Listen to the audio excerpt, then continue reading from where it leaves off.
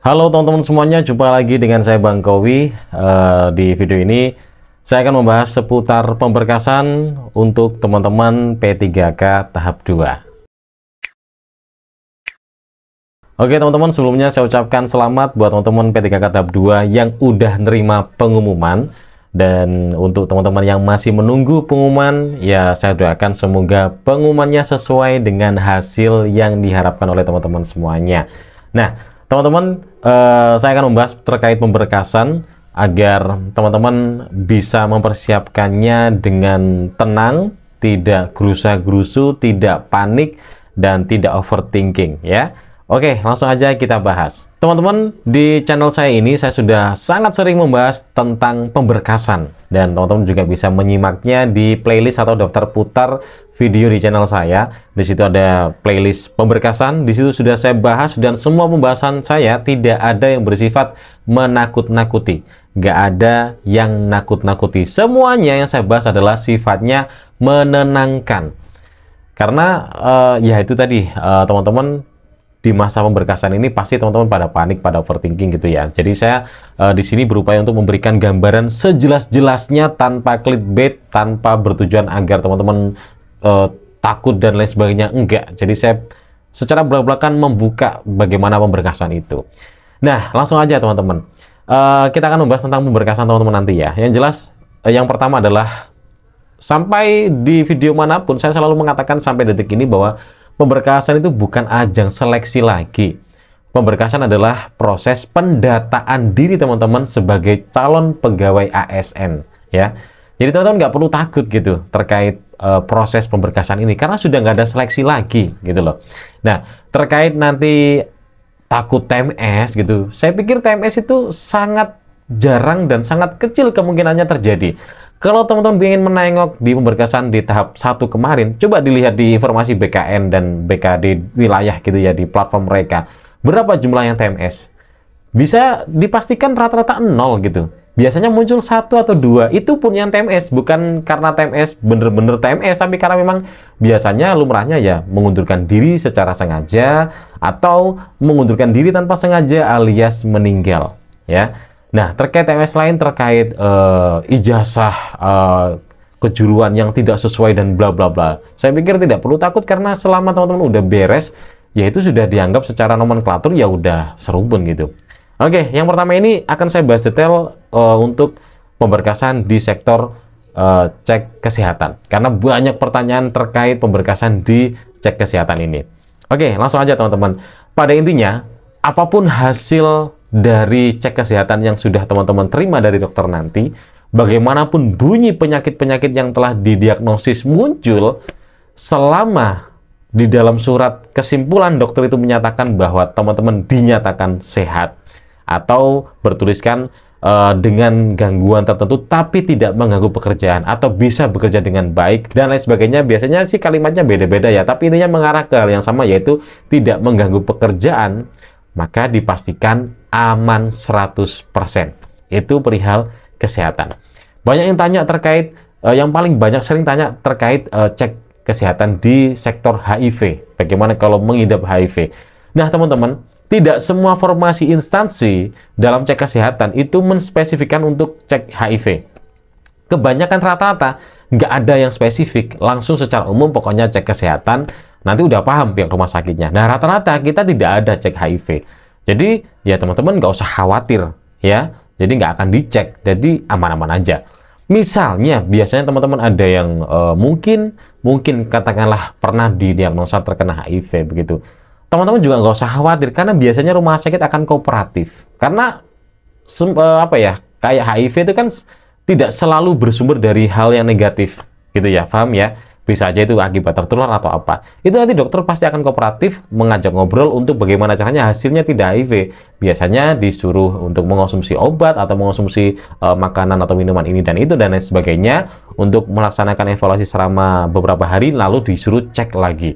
Kalau misal terjadi lagi, nanti akan direkam jejak begitu. Nah, kalau rekam jejaknya tidak ada yang neko-neko, nanti pasti akan ada keterangan tambahan bahwa HIV ini muncul karena hal tertentu begitu, bukan karena hal yang seperti misalnya seks bebas atau apa begitu teman-teman.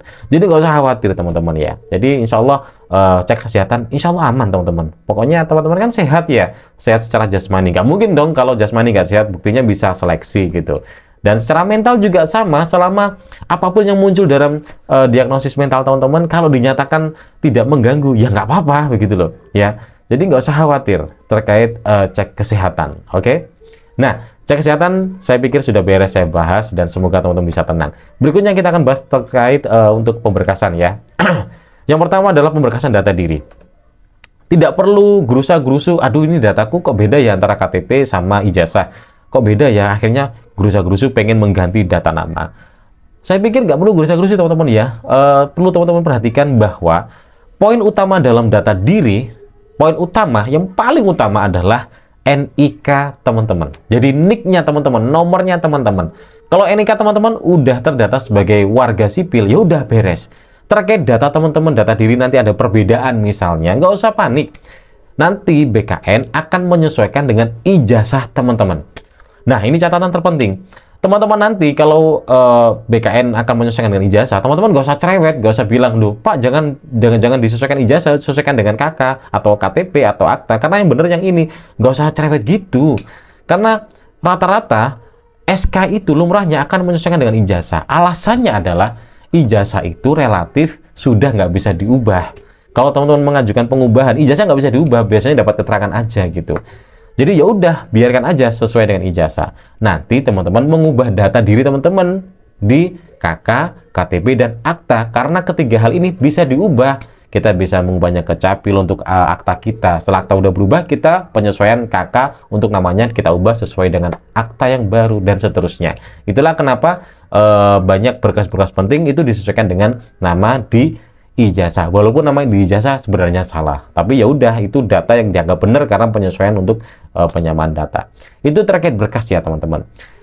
Kemudian terkait hal yang lain, misalnya ijazah, teman-teman kok takut ya, ini yang dibutuhkan adalah katakanlah formasi informatika, tapi ijazah teman-teman berbunyi ilmu informatika atau pendidikan informatika. Kayak begitu nggak usah panik, itu kan sudah jelas masih satu nomenklatur, masih satu rumpun diksi gitu ya, nggak usah panik.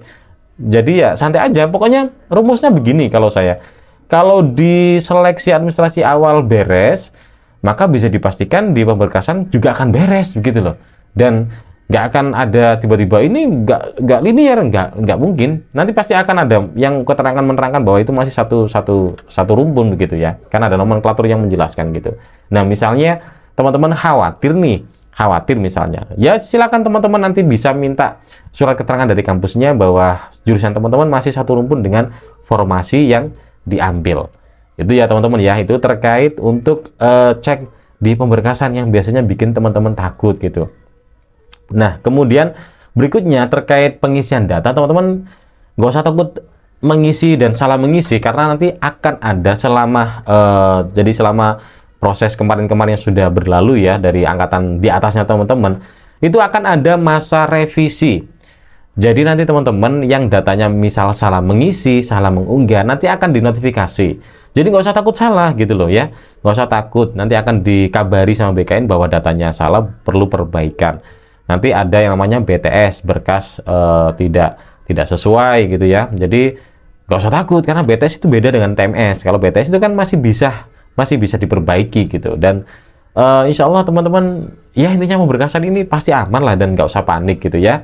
Yang jelas teman-teman terkait pemberkasan ya, silakan ditonton aja konten-konten yang sifatnya menenangkan, yang memberikan pencerahan, bukan yang nakut-nakuti, biar nggak panik, biar teman-teman tetap bisa tidur dengan nyenyak, makan dengan enak gitu ya.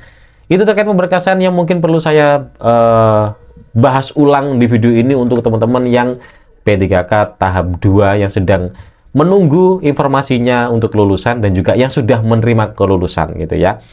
Jadi teman-teman semoga bisa lancar nanti pemberkasannya, dan bisa cepat selesai harapannya gitu ya, cepat selesai pemberkasannya dan cepat terima SK sesuai dengan target pemerintah, yaitu terakhir di masa tenggatnya adalah di bulan Oktober. Semoga Oktober udah bisa bekerja semuanya dan sudah menjadi pegawai ASN baru semuanya. Oke teman-teman, Mungkin cuman itu yang bisa saya bahas di sini. Semoga pembahasan saya ini bisa menenangkan teman-teman semuanya terkait gambaran bagaimana pemberkasan. Yang penting tetap stay tenang. Yang jelas silakan selebihnya kalau ingin lebih detail bisa disimak di channel saya di playlist pembahasan tentang pemberkasan gitu ya. Semoga di situ insya Allah sudah lengkap ya apa yang teman-teman pengen cari ya. Terima kasih, kalau ingin bertanya silakan ditulis di kolom komentar. Kita jumpa lagi di video berikutnya dan sampai jumpa.